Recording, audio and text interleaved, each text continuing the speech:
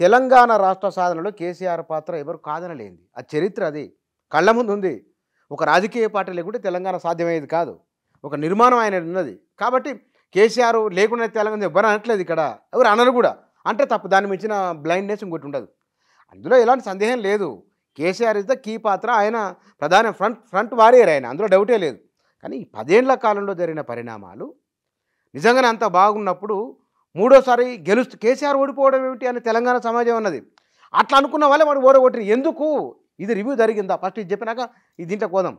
ఇంత మాట్లాడుతున్నారు కదా మీరు, కేసీఆర్ ఓడిపోవడం ఏమిటి ప్రశ్న. సంవత్సరాలు పరిపాలనలో ఉన్న తర్వాత కొంత అసంతృప్తులు ఉంటాయి, కొన్ని రకరకాల ఇష్యూస్లో రకరకాల ఇరిటేషన్స్ ఉంటాయి, వాస్తవం. దాంట్లో మా లోపాలు కూడా ఉంటాయి, ఉండవని చెప్పేసి అంటలేను. తప్పిదాలు కాదు, తప్పిదాలు వేరు, లోపాలు వేరు. లోపాలు ఉంటాయి, పొరపాట్లు జరుగుతాయి. రెండు ఇదొక భాగం అయితే, ఒకటి ఇవాళ కాంగ్రెస్ అనేది కొన్ని తప్పుడు ప్రచారాలతోటి గోబెల్స్ ప్రచారంతో పదే అబద్ధాన్ని చెప్పడమే చెప్పింది. ఎందుకంటే కొంత ప్రజలు ఉన్నటువంటి చిన్న చిన్న ఇరిటేషన్స్ని ఆసరగా తీసుకొని చేసినటువంటి దాన్ని దాచిపెట్టి అబద్ధాన్ని తప్పుడు ప్రచారాన్ని చేసింది. ఒకటే ఉదాహరణ చెప్తా, ఇంకా మళ్ళీ దాన్ని మీరు మళ్ళీ ఇంకా లోతులకు పోతే అదొక సబ్జెక్ట్ అవుతుంది. ఎందుకు అంటే అందరూ మాట్లాడటం ఏంటంటే ఒక్క ఉద్యోగాన్ని భర్తీ చేయలేదు, ఒక్క ఉద్యోగం వేయలేదు, ఒక్క ఉద్యోగం చెప్తాను. అందుకే నేను చెప్పిన అదొకటి. ఎందుకంటే ప్రతి చోట అదే మాటలు, ఒక్క ఉద్యోగం లేదు, ఒక్క ఉద్యోగం 1,62,000 ఉద్యోగాలు కంప్లీట్ అయినాయి, భర్తీ చేసినాయి. వాళ్ళు చాలా మందికి ప్రమోషన్లు కూడా వచ్చినాయి. 1,62,000 మంది మొత్తంగా 2,32,000 మంది ఉద్యోగ నియామకాలకు సంబంధించినటువంటి ఫైనాన్స్. నేను కూడా 25 సంవత్సరాలు జర్నలిస్ట్గా పనిచేసినటువంటి వాడిని. మీరు కూడా ఇంకా యాక్టివ్ జర్నలిజంలో ఉన్నటువంటి, నేను ప్యాసివ్ జర్నలిజంలో ఉండొచ్చు, ఇప్పుడు మీరు యాక్టివ్ జర్నలిజంలో ఉన్నారు. ఉద్యోగ నియామకాలకు సంబంధించి ఫైనాన్స్ క్లియరెన్స్, GAD క్లియరెన్స్ ఉంటుంది, ఇచ్చింది.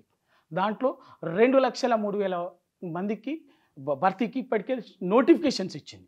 అందులో 1,61,000 చిల్లర పూర్తయింది. ఇంకా పైప్ లైన్ ఉన్నాయి. ఎంత అంటే ఇంకా పూర్తి కాకుండా ప్రాసెస్, ఎగ్జామ్స్ పెట్టి రిజల్ట్స్ మీది సర్టిఫికేట్ వెరిఫికేషన్స్ వేరే ఉంటాయి, 40,000 చిల్లర ఉన్నాయి. ఇంకొకటి నోటిఫికేషన్స్ వేయాల్సినటువంటి, పర్మిషన్స్ ఇచ్చి అంతా జరిగి నోటిఫికేషన్స్ వేయాల్సినటువంటి టెక్నికల్ ఏరియా తోటి ఇంకొక 30,000 దాకా ఉంటాయి. అది వాస్తవం. మొన్న 7,000 నర్సులు చేసినాయి. రేపు రేవంత్ రెడ్డి గారు ఇవ్వబోయే 15,000 కానిస్టేబుల్, మిగతా నియామకాలు వేరియస్ అంటే లా అండ్ ఆర్డర్, మిగతా అన్ని రకరకాల వింగ్స్ ఉంటాయి కదా, 15,000 కాంట్రాక్ట్ అన్నీ కూడా రిక్రూట్మెంట్ అంతా కూడా అంతకుముందు చేసినాయి. బీఆర్ఎస్ ఉద్యోగాల భర్తీ చేయలే అనట్లేదు. ప్రాబ్లం ఎక్కడొచ్చిందంటే ప్రజలు ఏం ఆలోచన చేస్తున్నారో, ప్రజల మనోభావాలు ఏమిటో, ప్రజల మనోభావాలకు దూరం జరిగింది బీఆర్ఎస్. దగ్గరకు వచ్చే ప్రయత్నం చేసింది కాంగ్రెస్. ప్రయత్నమే, ఏం దగ్గరికి ఏం రాలేదు, పట్టుకోలేదు, ప్రయత్నం చేసింది. ఆ ప్రయత్నాన్ని ప్రజలు ఓన్ చేసుకున్నారు. ఇది ఫ్యాక్ట్. ఇప్పటికైనా సరే నిజంగానే సోషల్ మీడియాలో కామెంట్లు నేను చూసిన, ఇది నాది కాదు, సోషల్ మీడియా కామెంట్ చూసిన నేను. పాలిచ్చే బర్రెను వద్దని దున్నపోతుని తెచ్చుకున్నానండి. ప్రజలను ఇట్లా మాట్లాడడం ఏమిటని ప్రశ్న వచ్చింది. దీనికి సమాధానం ఏమని చెప్తారు? ఇప్పుడు మీరు కేవలము ఆ వర్డుని మాట్లాడుతున్నారు, ఏ సీక్వెన్స్లో మాట్లాడింది అన్నటువంటి. దానికంటే ముందు కేసీఆర్ గారు ఒక మాట చెప్పాను. దేనికి చెప్పిండు, ఏ కాంటెక్స్ట్లో చెప్పిండు ఆ మాట అనేది ఇంపార్టెంట్. కాంటెక్స్ట్ మిస్ చేస్తుండ్రు. చెప్తాను నేను, మీరు జర్నలిస్ట్గా కూడా నిన్న మాట్లాడినటువంటి దాన్ని మళ్ళీ ఒకసారి యూ వెరిఫై. ఏం మాట్లాడిండు? రైతు బంధు ఇస్తే ఇవ్వండి, ఇవ్వలేకపోతే ఇవ్వకండి. కానీ రైతు బంధు ఇవ్వలేదని అడిగేటటువంటి వాడిని చెప్పుతో కొడతామని చెప్పేసి మాట్లాడటము, అన్నం పెట్టే రైతును. ఇంత అన్యాయమా, ఇంత దుర్మార్గమా, ఇంత అహంకారమా? మీకే కాదు చెప్పులు, రైతులకి ఇంకా గట్టిగా ఉన్నాయి చెప్పులు ఉన్నాయి, ప్రతి రైతుకు చెప్పులు ఉంటాయి అని చెప్పి చెప్తూ ఆ వెంటనే అన్నటువంటి మాట ఇది. చెక్ చేసుకోండి ఒకసారి.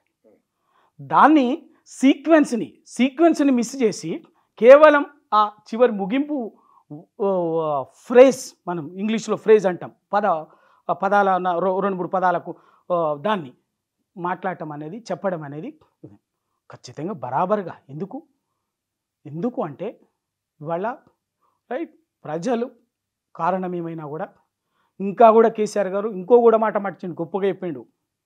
మేము మా మీద మీకు ఎందుకు కోపం వచ్చిందో, మా మీద మీకు ఎందుకు కోపం వచ్చిందో, మేమేమో అనిపించిందో, వాళ్ళ మాయ మాటలకు మోసపోయి ఈ పని చేసినందుకు ఇవాళ మీరు ఈ పరిస్థితి వచ్చింది అని చెప్పేసి చెప్పటంలో ఉద్దేశంగా ఆ వర్డ్ వాడింది. కానీ మీరు అంతగా ఖచ్చితంగా తెలంగాణలో సామెత అండి అది. తెలంగాణలో అదొక మాండలికలో ఉండేటటువంటి సామెత. అది తెలంగాణ మాండలికల్లో ఉండేటువంటి ఒక సామెత.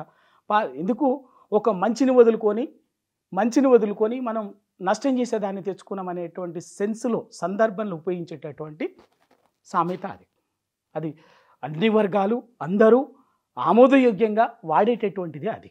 దాన్ని అది అయితే ఇక్కడ ఎందుకు అంటే ఇవాళ 9.5 సంవత్సరాల కృష్ణానది జలాలకు సంబంధించినటువంటి సందర్భాన్ని పక్కకు పెట్టి మీరు ఇవాళ 9.5 ఏళ్ళు కానీ ఇవాళ గవర్నమెంట్ అంటే 6 మంది మంత్రులు 6 రివ్యూలు జరుగుతున్నాయి. నిన్న ప్రెస్ మీట్ అవుతున్నప్పుడు రేవంత్ రెడ్డి చేతిలో మైక్ తీసుకొని ఉత్తమ్ కుమార్ రెడ్డి మాట్లాడిండు. క్వశ్చన్ వేసినప్పుడు మాట్లాడిండ్రు. 10 ఏళ్లలో మేము ఇది చూడలేదని చాలామంది కింద కామెంట్లు రాసిండ్రు. వాళ్ళు చూడకపోవచ్చు. తెలంగాణ 2014 జూన్ 2వ తారీఖు నుంచి 1 సంవత్సరం పాటు తెలంగాణ సెక్రటరియట్లో జాతర లెక్క జరిగింది. తెలంగాణ ఉద్యమకారులు సంవత్సరం పాటు నేను చెప్తాను కదా, జాతర లెక్క రోజు కొన్ని వేల మంది సెక్రటరియట్ కేసీఆర్ గారు కలిసేది, మంత్రుల్ని కలిసేది, ప్రతి ఒక్కరిని కలిసేది. ఆ తర్వాత వచ్చినటువంటి కరోనా కానీ మిగతా కానీ సందర్భంలో ఆ సెక్రటరియట్ ఉన్నది. కలవలేదా? ఇది హరీష్ రావు గారి ఇంటి దగ్గర ఈ రోజు వరకు కూడా, ఆ రోజు నుంచి ఈ రోజు వరకు కూడా రోజుకు కొన్ని వందల మంది కలుస్తారు. ఈటల రాజేందర్ గారు కూడా మంత్రిగా రోజు కొన్ని వందల మందిని కలిసేది. కొత్త సిస్టమ్ అండి. పార్లమెంటు సెక్రటరీ ఇచ్చిరుతో మంత్రివర్గంలో 17 మంది కాకుండా పార్లమెంటు సెక్రటరీస్ ఇస్తే, పార్లమెంటరీ సెక్రటరీస్ అనే ఒక ఆ సహాయ మంత్రి హోదాలో 6గురికి ఇచ్చిండు. శ్రీనివాస్ గౌడ్, గ్యాదర్ కిషోర్ గారు, ఇంకా మిగతా పేర్లు వాళ్ళ దగ్గర కూడా జనాలు తండోపతండాలుగా కార్యకర్తలు వచ్చేసి రోజు వాళ్ళకి సంబంధించిన పనులు మిగతా వినతి పత్రాలు ఇవన్నీ కూడా చేసినటువంటిది జరిగింది. అవన్నీ ఏది లేదు, వీళ్ళు ఏమో జరిగిపోయినట్టు ఇవాళ ప్రత్యేక పరిస్థితులు. రైట్, మొన్ననే కదా కొత్తగా అయింది కదా, చూద్దాం. ఇప్పుడెందుకు, ఇంకో 6 నెలల తర్వాత చూద్దాం. పార్లమెంట్ ఎలక్షన్ల తర్వాత చూద్దాం, ఏం జరుగుతుందో తర్వాత చూద్దాం.